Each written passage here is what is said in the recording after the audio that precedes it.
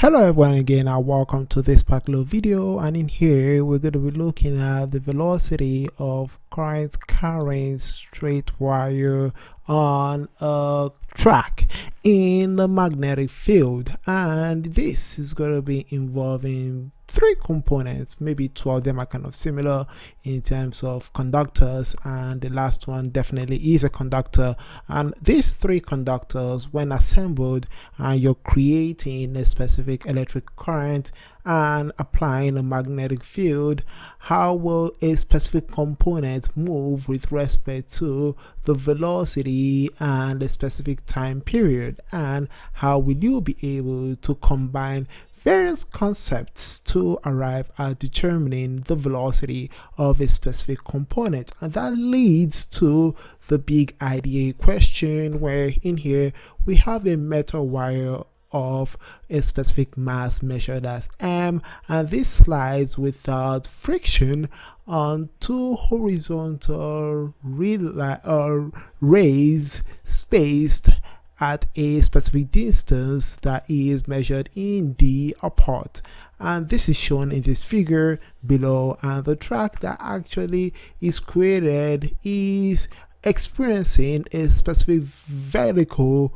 uniform magnetic field, which is measured as B, and a constant current that flows from a generator G along one rail, and this actually goes across the wire and this back down the other rail.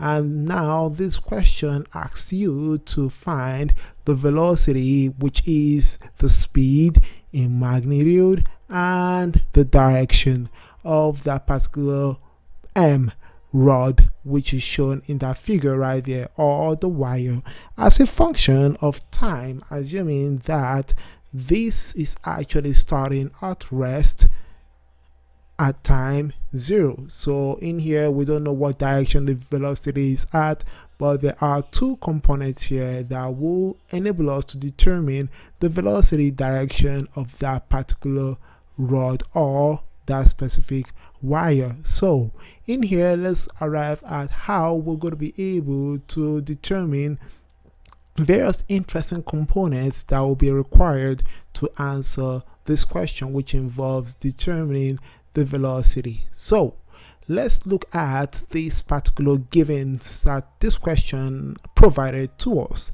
The question provided to us the mass, which is that of the wire, and the next component that was provided to us is the distance between the two rails, and this is actually also important enough for we to generate our final solution. Then the next component that is provided in here, if you look closely, is the magnetic field that is pointing vertically upwards, and this is followed by another component here which involves I, and I is determined to be the current. So since we're given all these parameters and the question determines or is ask us to determine the velocity, which involves both the speed and the direction. Which direction is it? Is it to the left or to the right? This actually comes into play when using our analysis skills, which involves combining what we know first from the forces. And the force, which is a magnetic force, is actually a key important role that is required to determine the direction of that particular rod in terms of the velocity. Therefore, since we know that the force magnetically is the cross product of the d, which is the distance between the two rails, and the magnetic field, and the result, you multiply that by the current passing through the specific wire. So since we have this, we know that the force as a result is pointing away from the generator. And you might be asking yourself, how is it that the force is actually pointing away from the generator, which is represented as G. This comes down to the component and also getting our coordinates design developed right here. And from our coordinates, we can align various vectors that are important to determine the force. One component involves first the B, which points vertically, which means it is aligned on the y-axis according to these coordinates. And the next component here is aligned on the Z positive line or axis, which in this case is the current, or you can say that the current is in the same direction as the distance. So therefore, in this particular case, to arrive at the force, we need to do our cross product, or performing the right hand rule. Our force is actually in the negative region on the x-axis. So therefore, it means that in this case, our rod will be sliding away from the generator. Therefore, since in here the magnitude of the force is equal to the product of the current, the distance between the two rails, and the magnetic field, this here, after considering that sine 90 degrees is equal to 1 between the magnetic field and the current, or the distance between the two rods, we can actually generate the maximum force that is generated, that is pointing in the other direction or away from the generator. So since we have the force determined, the next thing is, how about kinematics? How can we incorporate kinematics into this particular analysis in here? We know that the final velocity is equal to the initial velocity plus the product of the acceleration and the time. Therefore, since in this case we have a condition that the body is actually at rest, it means that our initial velocity here equals 0, and therefore our final velocity is equal to acceleration times the time. Now we have another component that is left after you deriving the two components. One involves the force relationship with the distance, the current, and the magnetic field, and the second component here involves the velocity, the acceleration, and time. Now the next component is, how can we link the first component involving force and the second component which involves acceleration together to give us our velocity in terms of the given variables givens in the question. So this leads to the Newton's second law of motion, which says that the product of the mass and the acceleration gives us the force of that particular object. Therefore, solving for acceleration, we know that acceleration is equal to the force divided by the mass. Therefore, since we have all three given equations, how are we going to combine them together in our way to get our variables in association with this particular question?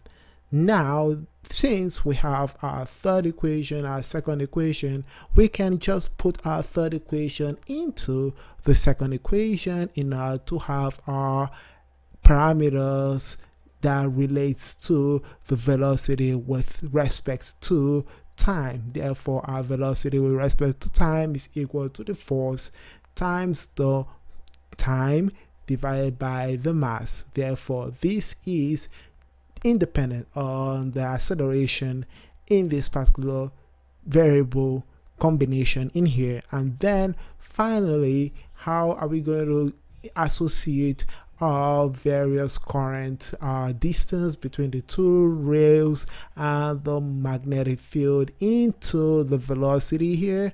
We just have to put our equation 4, or put our equation 1 in equation 4.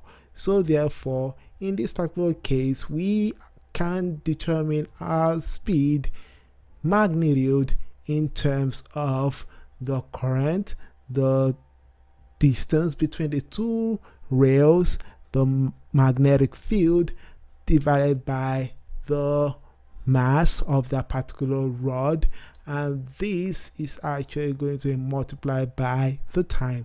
So therefore, in this case, we can find our final velocity of the moving straight wire, that is represented as m, with respect to time. So therefore, the big idea paraphrase in this particular video here is that in order for we to determine the velocity, our velocity means that we need not only the magnitude but also the direction. Our magnitude, which is a representation of the speed, depends not only on the current but also the distance between the two rails, the magnetic field, the mass, and all those will be multiplied by the time, and the direction is dependent on the distance between the two rails, which is in the same direction as the current, and this is going to be with the cross product with the magnetic field. So therefore, we can determine the direction of that particular rod or straight wire in this particular case for the direction.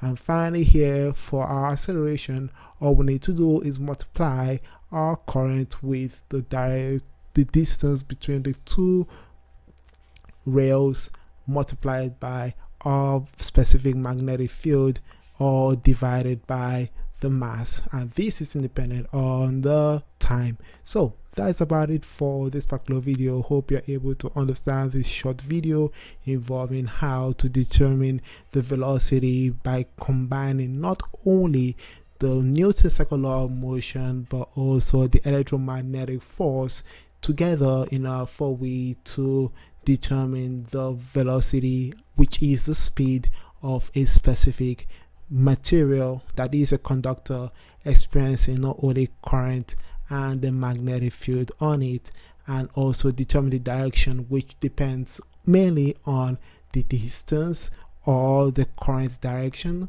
and that of the magnetic field. Therefore, using the cross product, you'll be able to find a force which actually shows us the direction where the velocity is pointing towards. So thanks for following me through this. Truly appreciate it. Hit a comment down below. Let me hear your thoughts. By that way, I can talk to you soon. Please don't forget to subscribe. By that way, I can talk to you later. Stay smart and believe in yourselves.